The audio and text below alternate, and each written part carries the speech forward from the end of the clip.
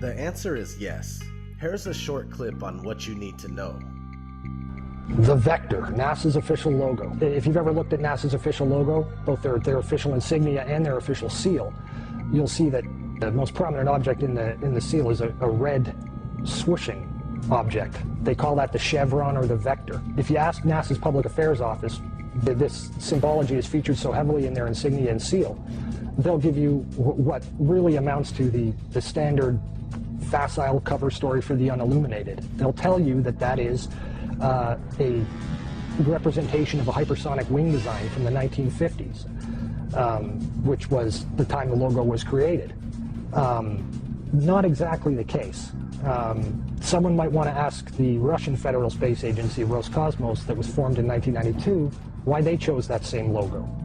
And while you're at it, you can go ask the Chinese, who formed their space agency in 1996, why in the world they're using a hypersonic wing design from the 1950s as their official logo.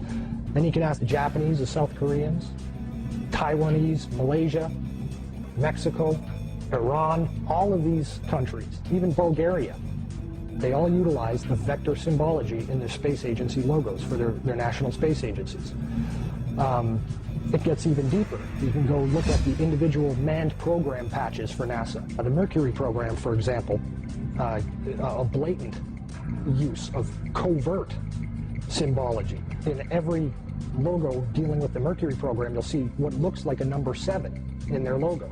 And again, NASA's official story is that they put this number 7 there so that they could pay homage to the original 7 Mercury astronauts. Kind of forgetting the fact that only 6 Mercury astronauts actually flew into space, because number 7 never did. Deke Slayton had a heart problem, so he didn't get to go up. So there were only 6 Mercury astronauts, yet there's a 7 in every single logo. That's in the official mission or official program insignia for Mercury, as well as the 6 individual mission patches carry this logo. And it carries on to the Space Shuttle program.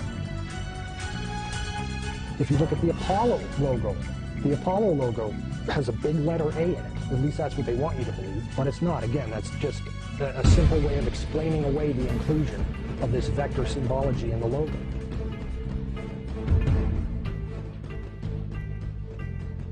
If you go to the Space Shuttle program, the original Space Shuttle STS program patch is a triangular patch that, again, hides the use of the chevronic vector symbology.